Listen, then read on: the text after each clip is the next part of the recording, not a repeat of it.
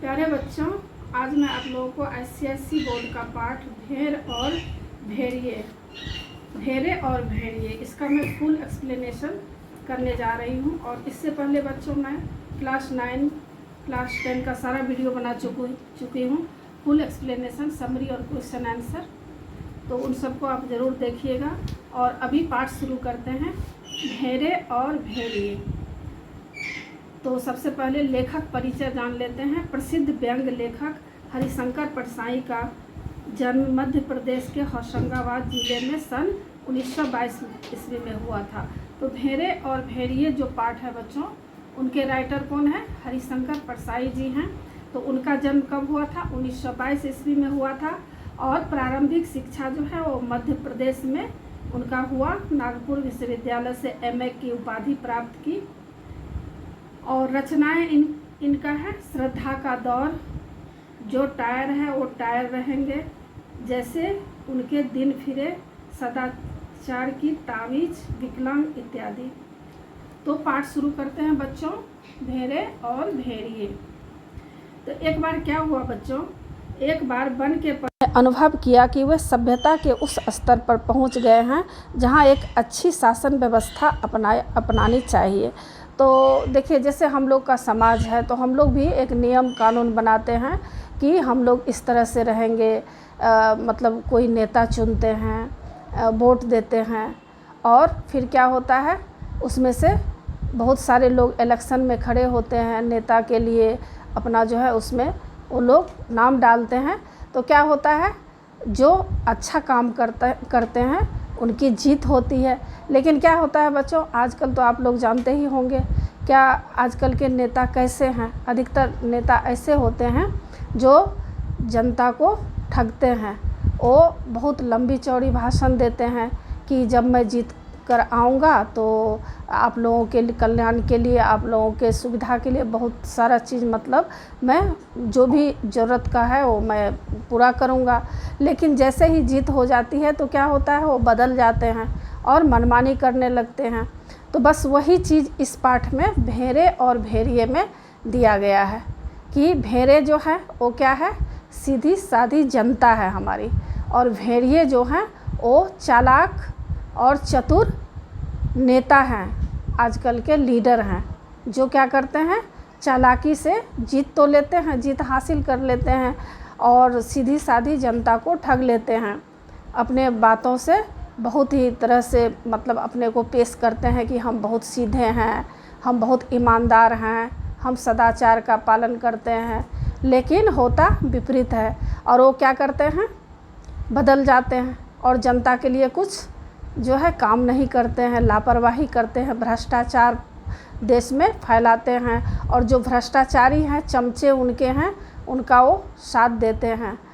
तो यही सब इस पाठ के माध्यम से जो है स्टूडेंट को, आप लोगों को समझाया गया है कि आप लोग अभी बच्चे हैं और थोड़े ही दिन में क्या होगा, आप लोग को भी मतलब इलेक्शन वोट देने का अधिकार मिलेगा। तो किसको आप समझ बूझकर आप उनको वोट दीजिए जो सही आदमी है, गलत आदमी को कभी भी वोट नहीं देना चाहिए। तो यही सब मकसद से यह पाठ जो है हरिशंकर परसाई जी बहुत ही सुंदर ढंग से इसमें पेश किए हैं, वो व्यंग्य के माध्यम से इसमें बताए हैं। तो क्या हुआ, एक बार वन के पशुओं ने अनुभव किया कि हम लोगों को भी अब सभ्यता जो है, सभ्यता के ऊंचे स्तर पर हम लोग पहुंच गए हैं और एक अच्छी शासन व्यवस्था हम लोगों को अपनानी चाहिए। तो सबने मिलकर एक मत से तय किया कि वन प्रदेश में प्रजातंत्र की स्थापना होनी चाहिए। मतलब वहाँ भी प्रजातंत्र जो है होनी चाहिए। मतलब इलेक्शन वाली बात जो है, वोट के द्वारा जो है चुनाव होनी चाहिए। इसी के बारे में बताया गया है। तो पशु समाज में इस क्रांतिकारी परिवर्तन से हर्ष की लहर दौड़ गई। तो जितने भी पशु थे सब में हर्ष मतलब खुशी की लहर दौड़ गई। सब ने यही सोचा कि बहुत ही अच्छा काम हो रहा है। लगा कि शीघ्र ही सुख समृद्धि और सुरक्षा का स्वर्ण युग आने वाला है। उन लोगों के मन में ऐसा लगा कि ऐसा अगर किया जाए तो तुरंत ही जो है सब कुछ अच्छा हो जाएगा। जिस वन प्रदेश का उल्लेख किया गया है वहाँ भेड़ें बहुत नेक, ईमानदार, कोमल, विनयी, दयालु और निर्दोष थी। भेड़ें जो थी वो बहुत ही क्या क्या थे, उनके अंदर गुण था। वो नेक थे, ईमानदार थे, बहुत ही कोमल थे, विनयी थे, मतलब बहुत ही डिसिप्लिन में रहते थे, दयालु और निर्दोष थे। वे घास तक को फूंक फूंक कर खाती थी। भेड़ों ने सोचा कि अब हमारा भय तो दूर हो जाएगा। हम अपने प्रतिनिधियों से कानून बनवाएंगे कि कोई प्राणी किसी दूसरे को न सताए, सब जिएं और जीने दे, समाज शांति, स्नेह और बंधुत्व पर आधारित हो। तो भेड़ों ने क्या सोचा बच्चों कि अब ऐसा कानून बनाया जाए जिससे क्या होगा, किसी भी जानवर को कोई सताए नहीं। जैसे कि कोई खा जाता है एक जानवर दूसरे जानवर को, तो इससे कष्ट पहुंचता है, तो यह सब क्या होगा, सब दूर हो जाएगा। भेड़ियों ने सोचा कि अब उनकी मुसीबत की घड़ी आई। अब देखिए भेड़िए जो है वो क्या है, वो दुराचारी हैं और बहुत ही गलत किस्म के हैं। तो अब जो है यह सब शासन व्यवस्था जो एक नियम से जो बनने वाली थी, यह खबर सुनते ही अब वो जो है उसको बहुत ही तकलीफ़ होने लगा कि अब क्या होगा। क्योंकि जो गलत आदमी होते हैं वो नहीं चाहते हैं कि शांति हो, लोग अच्छे ढंग से रहें। उन्हें ऐसा लगता है कि नहीं, हमेशा गलत ही हो। अब क्या हुआ, भेड़ों की संख्या अधिक है, इसलिए पंचायत ने उन्हीं का बहुमत होगा। यदि ऐसा कानून बन गया कि कोई किसी पशु को ना मारे तो हम क्या खाएंगे, हमें घास चरना सीखना होगा। अब भेड़िया सोचने लगा कि क्या होगा। देखिए भेड़िए की संख्या कम थी और भेड़ें जो हैं उनकी संख्या बहुत ज़्यादा थी। अब भेड़िया सोचने लगा कि अब ऐसा होगा कि जब वोट मतलब होगा तो इसमें क्या होगा, हमारी संख्या तो कम है, हमारी जीत नहीं होगी, और जीत किसकी होगी, भेड़ों की जीत होगी। तो फिर क्या होगा, हमको तो जो भेड़ का वो शिकार करते थे, भेड़िए खाते थे, छोटे छोटे कोमल जो भेड़िए हैं उनका शिकार किया जाता था, खाता था। अब सोचता था अब क्या करें, अब तो मुझे खाने को भी कुछ मिलेगा नहीं, तो अब हमें घास खाना सीखना पड़ेगा। जो जो चुनाव समीप आता भेड़ों का उत्साह बढ़ता जाता। अब जो है भेड़ों का उत्साह जो है बहुत बढ़ रहा था और भेड़ियों का दिल जो है वह बैठता जा रहा था, मतलब वह दुखी होते जा रहा था। हर भेड़िए के आसपास 2-4 सियार रहते हैं। जब भेड़िए बच्चा शिकार फेंक देता है तो सियार हड्डियों में लगे मांस को कुतर कुतर कर खाते हैं। वे भेड़िए के आसपास दुम हिला हिलाकर उसकी जय बोलते रहते हैं। अब देखिए भेड़िया जो है, भेड़िया किसको कहा गया है, जो आजकल के जो मक्कार जो दुराचार लीडर हैं वो क्या करते हैं, उनके आसपास जो है चमचे रहते हैं, उसको सियार बोला गया है। जैसे भेड़िए के आसपास सियार होते हैं, उसी तरह जो गलत नेता हैं आजकल के समय में, उसके आसपास देखिए क्या होता है, उसके आसपास चमचे लोग होते हैं जो कि उनका हाँ में हाँ मिलाते हैं और जो लीडर होते हैं उनसे पैसे ऐंठते हैं और मनमानी करते हैं और क्या करते हैं, जो सीधे साधे जनता हैं उनके ऊपर अत्याचार जुल्म करते हैं। तो सियार भी उसी तरह का काम करता था। वो क्या करता था, जब भेड़िया जो है भेड़ का शिकार करता था और हड्डी में से जब मांस खा लेता था तो बचा खुचा मांस जो उसमें बचा रह जाता था हड्डी में, तो वो क्या करता था, सियार उसको खाता था। तो वही काम जो है आजकल के समय में जो चमचे होते हैं, लीडर होते हैं, लीडर के जो चमचे होते हैं वो लोग इसी तरह का काम किया करते हैं। एक दिन बूढ़े सियार ने गंभीरतापूर्वक भेड़िए से पूछा कि आपके मुख रूपी चंद्र पर चिंता के बादल क्यों छाए रहते हैं। अब जो एक बूढ़े सियार थे वो काफ़ी समझदार थे। वो आते हैं भेड़िए के पास और पूछते हैं कि आजकल आपको देखते हैं कि बहुत उदास रहते हैं, क्या बात है। वह सियार कुछ कविता करना जानता था, शायद दूसरे की उक्ति को अपने बनाकर ही कह सकता था। भेड़िए ने सियार से कहा, क्या तुझे पता नहीं कि वन प्रदेश में नई सरकार बनने वाली है? उनका राज तो अब गया हुआ ही समझा जाना चाहिए। अब जो है भेड़िया जो है वह किसको, जो सियार है उसको कह रहा है कि तुमको अभी तक पता नहीं चला है कि अब तो नया कुछ होने वाला है। अब जो है क्या है, भेड़ की जो संख्या है वह ज़्यादा है और नया कुछ होने वाला है, मतलब इलेक्शन होने वाला है। अब तो समझो कि अब हमारी हार हो जाएगी। सियार ने दांत निकालकर चापलूसी करते हुए कहा कि वह तो उन्हें ही अपने माँ बाप समझता है, वह किसी और सरकार को नहीं जानता, उनका दिया खाता है और उन्हीं का गुण गाता है। अब वो देखिए जो सियार है वह क्या कह रहा है, मैं किसी को नहीं जानता हूँ, मैं तो बस आपको जानता हूँ, आप ही मेरे सरकार हैं, आपका दिया हुआ मैं खाता हूँ और आपका ही मैं गुण गाता हूँ, मैं दूसरे भेड़ का मैं कुछ जानता नहीं हूँ दूसरे का। भेड़िए ने बताया कि आने वाले समय में उसे सूखी हड्डियाँ खाने को नहीं मिलेगी। अब जो है भेड़िया बता रहा है कि जो भी बचा खुचा मांस तुम खाते थे उस हड्डी में से वो भी अब नहीं बचेगा, अब सूखी हड्डी भी मिलने वाली नहीं है। सियार सब कुछ जानता था पर जानकर भी न जानने का नाटक करने में पारंगत था। यदि उनमें यह कला न होती तो वह शेर ही बन गया होता। मतलब सियार को बहुत चालाक माना जाता है, वह जानते हुए भी अनजान बन गया था।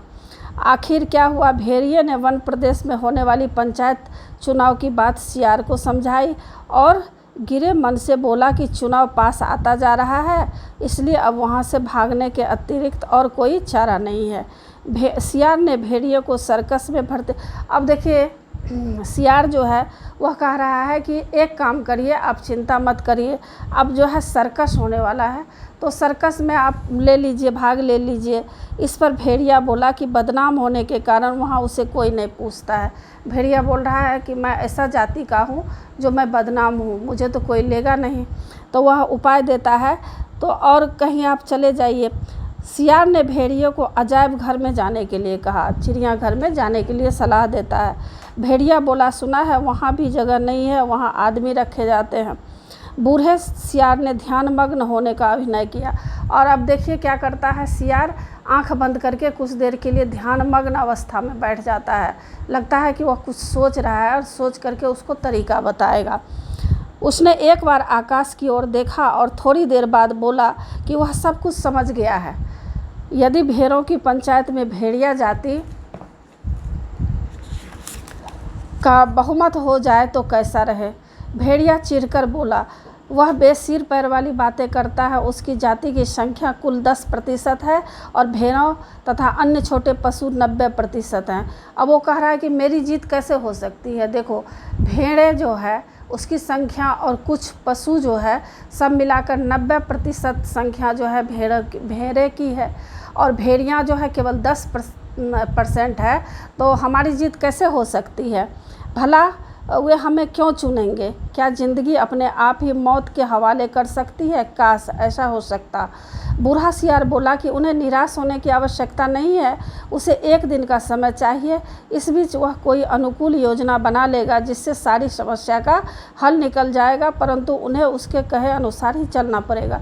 अब सियार उसको सलाह दे रहा है कि आप चिंता नहीं कीजिए, एक दिन का हमको समय दीजिए, एक दिन में मैं सोच करके आपको सही रास्ता बताऊँगा जिससे आपकी अच्छाई होने वाली है। उसमें मुसीबत में फंसे भेड़िए ने सियार को अपना गुरु समझकर उनके आदेश का पालन करने की शपथ ली। दूसरे दिन अब देखिए क्या होता है, बूढ़ा सियार जो है अपना कुछ जो है सोच करके आता है और भेड़िए को बताता है। तो क्या बताता है, दूसरे दिन बूढ़ा सियार अपने 3 सियारों को लेकर आया। उनमें से उसने एक को पीले रंग में तथा दूसरे को नीले रंग में तथा तीसरे को हरे रंग में रंग दिया। मतलब पहले सियार क्या करता है, अपने साथ 3 सियार को लाता है। एक को पीले रंग से रंग दिया है, दूसरे को नीले रंग से रंग दिया है और तीसरे को जो है वह क्या किया है, हरे रंग से रंग दिया है। बूढ़े सियार ने बताया कि वे तीनों जो हैं रंगे सियार हैं, वे उनकी सेवा करेंगे और चुनाव में उनका प्रचार करेंगे। बोले आपको अब कोई भी घबराने की बात नहीं है, मैं 3 पारंगत इसमें नेता को लाया और चुनाव के लिए सियार को लाया हूँ तीनों रंगे सियार हैं। भेड़िए ने शंका प्रकट करते हुए कहा कि उनकी बात कौन मानेगा, वे तो वैसे ही छल कपट के लिए बदनाम हैं। सियार भेड़िए का हाथ चूमकर बोला कि रूप रंग बदलने से तो आदमी तक बदल जाते हैं, फिर वे सियार हैं। बूढ़े सियार ने भेड़ियों का रंग रूप भी बदला। अब क्या किया देखिए, अब बूढ़े सियार क्या करता है, भेड़िए का रंग रूप बदल देता है।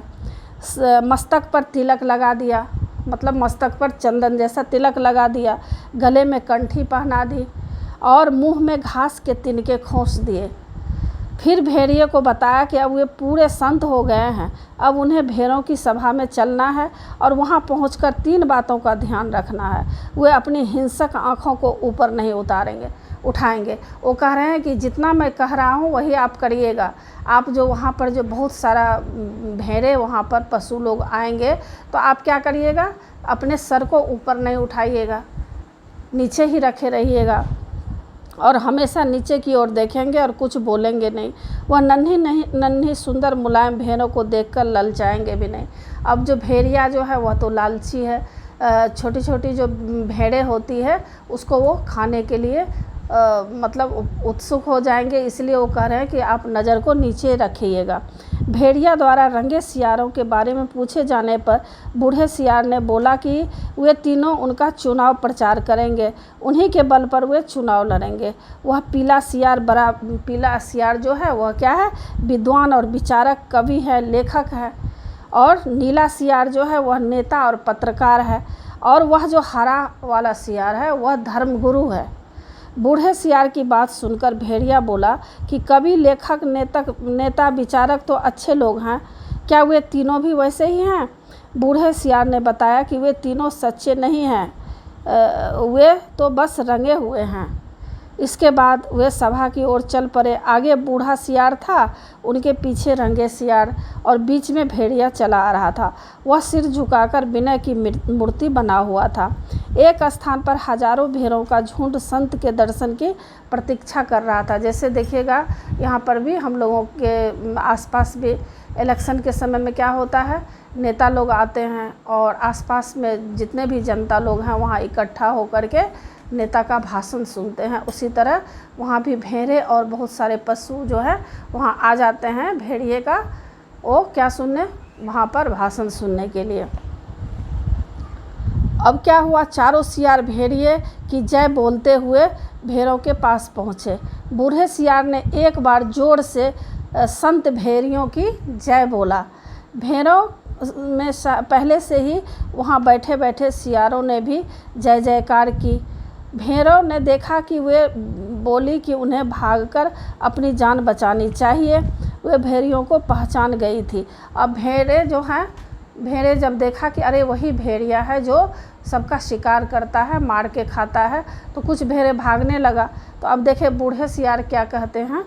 बूढ़े सियार ने भेड़ों को रोक कर कहा कि अब उन्हें भेड़िए से डरने की आवश्यकता नहीं है।